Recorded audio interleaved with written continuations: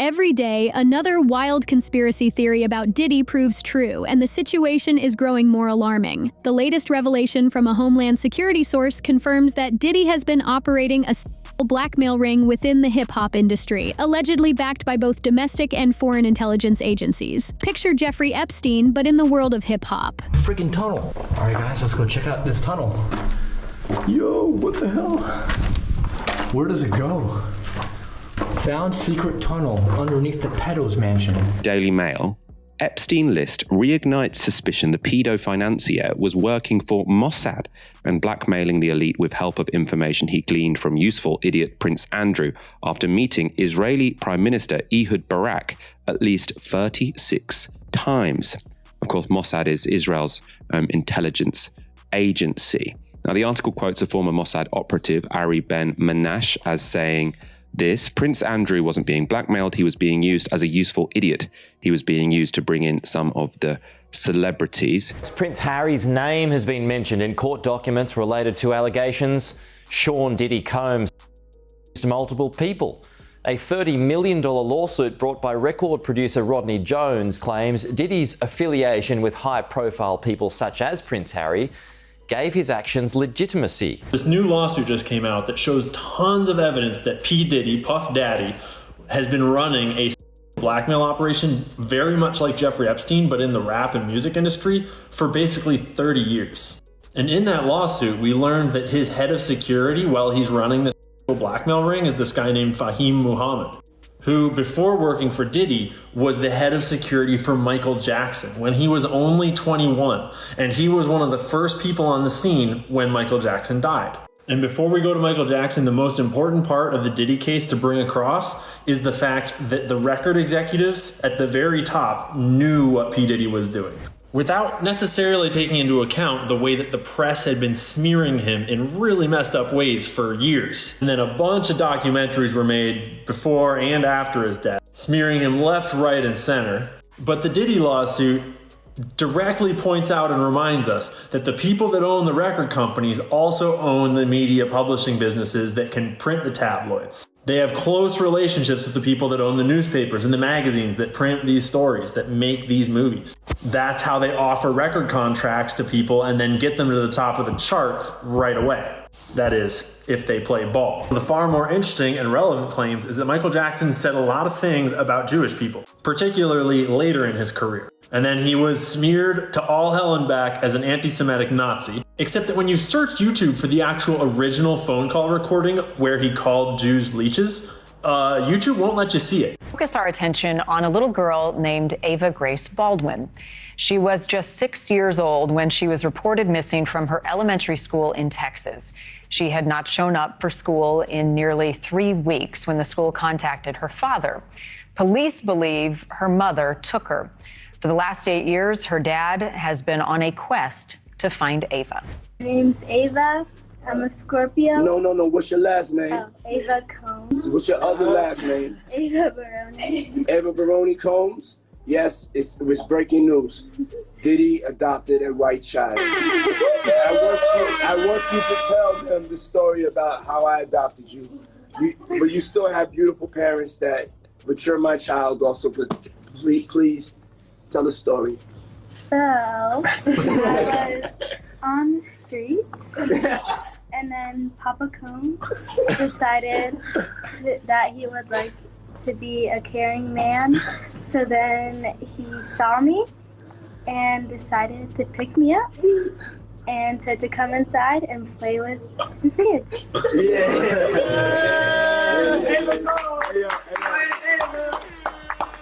Diddy, who founded his record label when he was only 24 years old, became one of the most successful record labels of the time. He was able to do that because he was financed and supported by his mentor, Clive Davis, who just happens to be gay and rich and Jewish, just like Meyer Lansky was. And at the time, he was one of the most influential men in the music industry. He'd managed all kinds of the biggest name artists that you've ever heard of. And he found this guy, Diddy, on the up and up in one of his companies who we now know from this lawsuit and the other lawsuit filed by his ex-girlfriend Cassie, which is horrific, disgusting, not a good read. we know that Diddy has some real effed up sexual proclivities, as well as just generally probably being at least gay or bi, one of the two.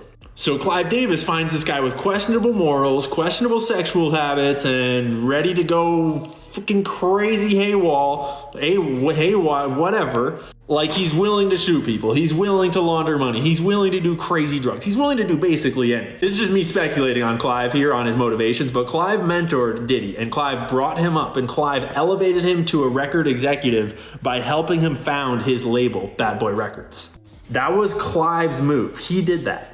And then Diddy, along with a lot of help from a lot of other people all around him, proceeded to do 30 years worth of blackmail operations within the rap industry and promoted artists that seem to have been ensnared in it, like Usher, for example, like Meek Mills. Hell, even Justin Bieber is like directly in this storyline.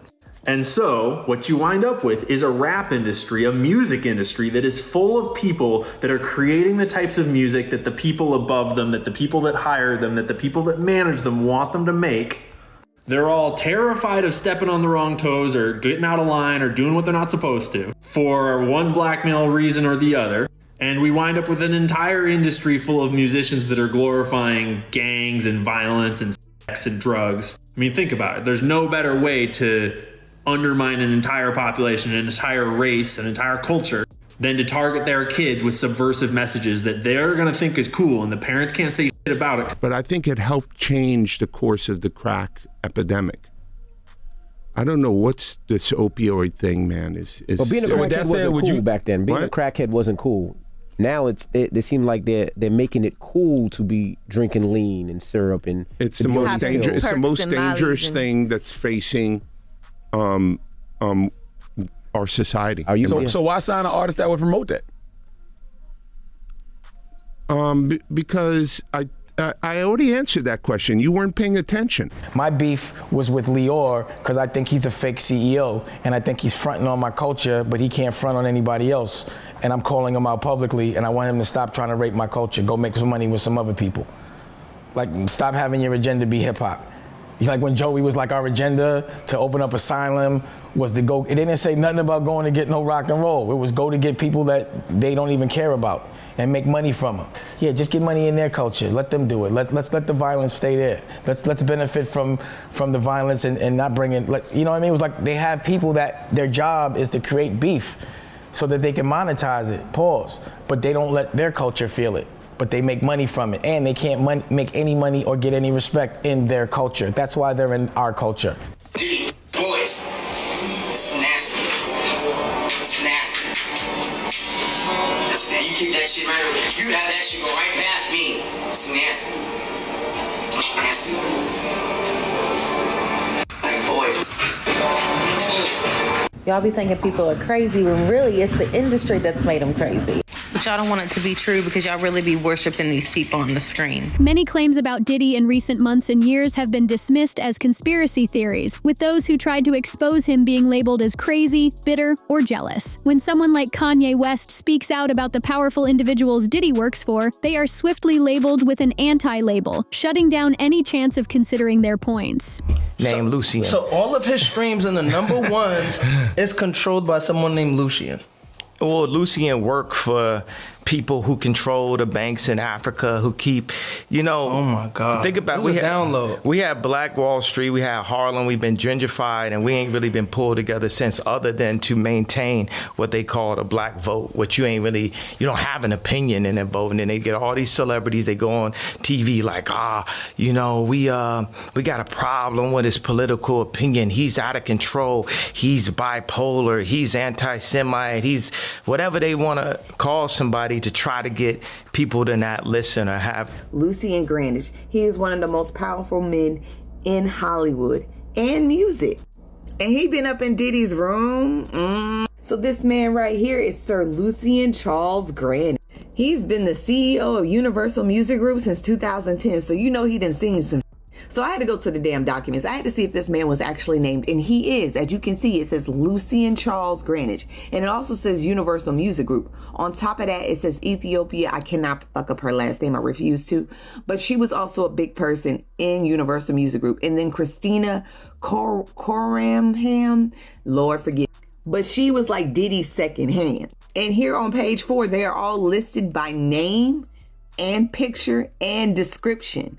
So this is messed up. So if you go down to page 28 of the lawsuit, everything is up in this bad boy. So let me just read a little bit and you can pause to read the rest. Defendant Greenwich sponsored and attended several Love album listening parties at Mr. Combs' home in Los Angeles, California. These parties were sponsored by defendants Mr. LR, which I don't know who that is, and UMG, which is Universal Music Group. As evidence above, the parties had ex-workers, I can't say the word, and underage girls present. During these parties, defendant Greenwich knew or should have known Mr. Combs was drugging the attendees through laced bottles of Dalan tequila and Ciroc vodka. He was using his own shit. Baby, this is bad. Baby, I found tea at the bottom. So if you read this little note at the bottom, it will tell you why UNG removed their music from TikTok and who is actually to blame. I just want to throw that. Baby, there are more pages you can pause to read, but basically it's that this man knew about all the parties. This man was around all of this. This man never stopped. Me, and by the way, y'all done already with me so much. Y'all already black mirrored me. You already made everybody think I'm crazy. You already took my family away. You already separated all my friends. I don't got no celebrity friends. Because when I was on TV, on Instagram saying, I don't know where my child is, and the Kardashians kidnapped my daughter in public, and I didn't have the address of my child, none of these that want to say something Travis now. Gave you the address, though, right? Travis gave me the address. Right. But as far as Meek Mills, Puff Daddy, whoever, none of these, all you fake hard Wait, hold on. Okay. All you fake hard niggas, you know what I'm saying? With Diddy now officially under investigation by Homeland Security for allegedly running trafficking ring, new shocking reports have emerged linking him to a rumored blackmail operation. According to these reports, Diddy had hundreds of hidden cameras throughout his house, private jets, yachts, and other locations. He allegedly recorded his powerful industry friends in compromising situations with young individuals who were brought in specifically to be exploited by these influential figures. By higher-ups, I'm not just referring to Diddy's celebrity friends like rappers and music moguls. Allegedly, high-ranking government officials, foreign political leaders, and other highly influential figures were frequent guests at these gatherings. You might wonder why Diddy would care to blackmail politicians. Well, he might not, but those who allegedly put him in that position and financed his blackmail ring certainly do. Now, let me show you how social media user Ian Carroll uncovered some seriously shocking pieces of the puzzle involving this rumored blackmail ring. In order to understand this lawsuit against P. Diddy, you need to understand the history of blackmail. A lot of people in the comments are misunderstanding why rap music is so anti-gay. And a lot of people understand the ties of Israel and the Mossad to sexual blackmail by Epstein, but a lot of people don't realize the ties of blackmail back to the invention of blackmail and the Jewish mob.